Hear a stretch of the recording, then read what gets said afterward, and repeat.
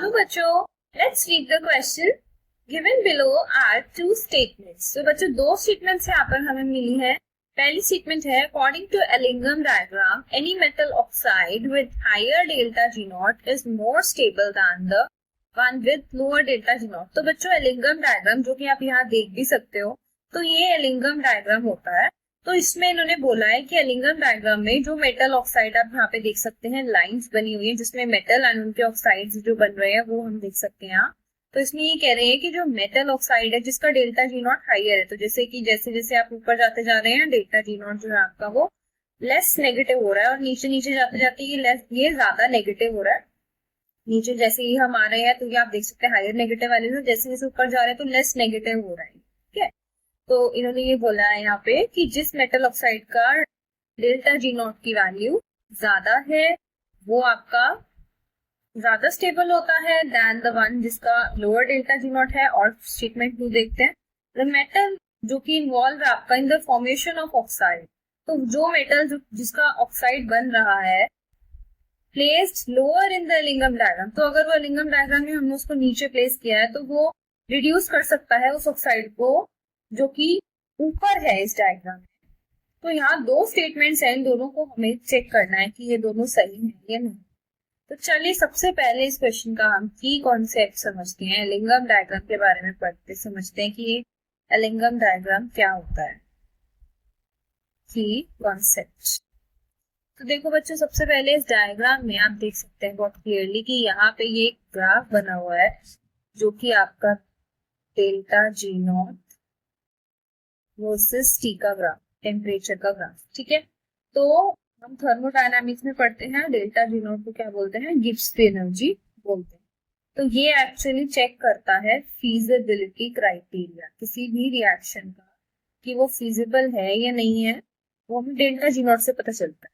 Feasibility criterion check करता है delta G naught की वैल्यू,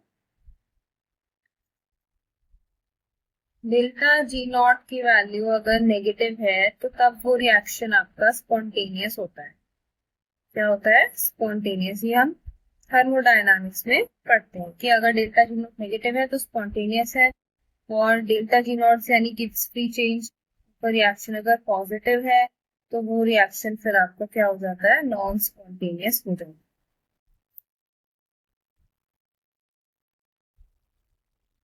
ठीक है, आगे अभी एलिंगम डायग्राम को और डिटेल में समझते हैं। देखो पता है गिब्स फ्री एनर्जी का फॉर्मूला होता है delta G naught is equal to delta H minus T delta S, जहाँ पे ये है change in entropy, delta S delta H है चेंज इन एंथैल्पी। तो मेनली जो एलिंगम डायग्राम का रोल है वो क्या होता है, वो ये होता है कि एलिंगम डायग्राम से हम मेनली रिडक्शन प्रिडिक्ट करते हैं, spontaneity of reduction of the metals की रिडक्शन जो अगर हमें किसी मेटल का करना है तो वो कितनी स्पॉन्टेनियस है रिएक्शन। सो Ellingham diagram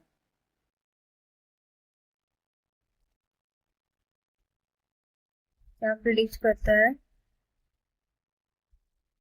Ellingham diagrams predicts spontaneity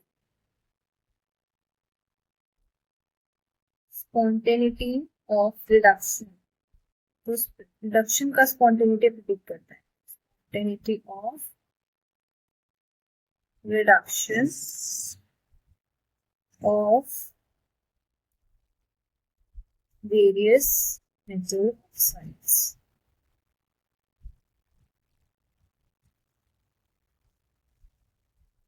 ठीक है, तो वेरियस मेटल ऑक्साइड्स के लिए रिडक्शन की क्या स्पॉन्टेनिटी है, यानी उनके लिए बेस्ट रिड्यूसिंग एजेंट कौन से हो सकते हैं, तो वो हम इस एलिंगम डायग्राम से प्रिडिक्ट कर सकते हैं। तो अभी यहाँ अगर हम इस एलिंगम डायग्राम में देखते हैं तो आप देख सकते हो कि कुछ ऐसे मेटल ऑक्साइड्स हैं जिनमें आपकी डेल्टा जी नॉट की वैल्यू ज्यादा नेगेटिव है, और यहाँ पे जो ऊपर वाले हैं आप जैसे जिंक का है, आयरन का है, तो उनका डेल्टा जी नॉट कम नेगेटिव। तो पहली जो हमारी स्टेटमेंट थी कि एलिंगम डायग्राम में any metal oxide with higher delta G naught वो आपकी ज्यादा स्टेबल है than the one with lower delta G. तो देखो ये चीज आपकी फॉल्स है, ये स्टेटमेंट आपकी क्या है, फॉल्स है। क्यों?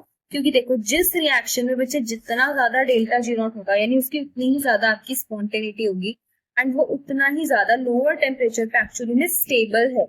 ठीक है, तो यानी कि जो मेटल ऑक्साइड्स आपके सबसे नीचे, जैसे इसमें हम देख सकते हैं डायग्राम में कि जो मैग्नीशियम वाला है वो आपका सबसे ज्यादा नीचे है डायग्राम में, जिसका सबसे ज्यादा नेगेटिव आपका डेल्टा जी नॉट है, तो ये सबसे ज्यादा स्टेबल है देन द वन जिनका आपका डेल्टा जी नॉट की वैल्यू लेस नेगेटिव है यानी कम है, जैसे जो ऊपर वाले हैं।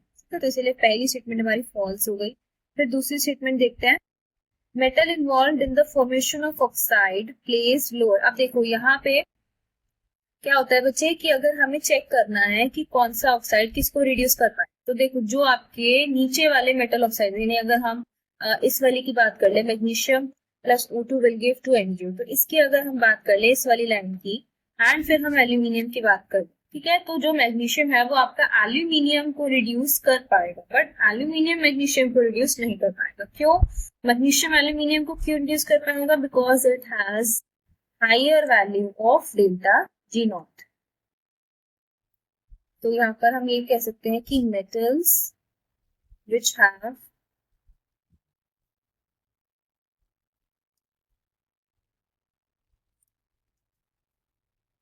Higher value of delta G naught, तो देखो जिनकी ज्यादा है डेल्टा जी नॉट की वैल्यू ज्यादा नेगेटिव है, वो negative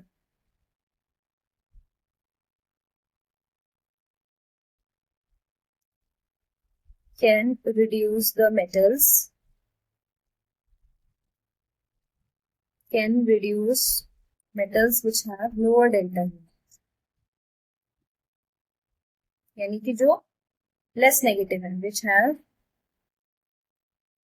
lower delta G not, और हम ये कह सकते हैं कि वो लेस नेगेटिव।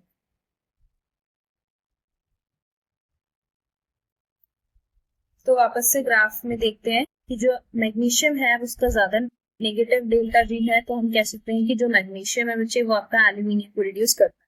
देखते हैं वापस से स्टेटमेंट 2 में क्या है कि the metal involve in the formation of oxide place lower in the Ellingham diagram. अब देखो जो आपके एलिंगम डायग्राम में नीचे को है यहाँ पर मेटल ऑक्साइड कौन सा है, जो आपका मेटल है यहाँ पे नीचे को, इसमें मैग्नीशियम है, तो वो मैग्नीशियम आपका रिड्यूस कर सकता है ऊपर वाले को जो कि ऊपर है डायग्राम में, एल्यूमिनियम को। तो ये स्टेटमेंट हमारा सेकंड स्टेटमेंट क्या होगा, ट्रू होगा। तो इसका क्या करेक्ट आंसर होगा, ऑप्शन डी करेक्ट हो जाएगा, जिसमें स्टेटमेंट 1 हमारी इनकरेक्ट थी एंड स्टेटमेंट 2 आपकी करेक्ट है। So this is the final answer. तो क्या है इस क्वेश्चन का फाइनल आंसर, ऑप्शन डी हो जाएगा इस क्वेश्चन का final answer. So I hope you all have understood the question. Wish you all the best.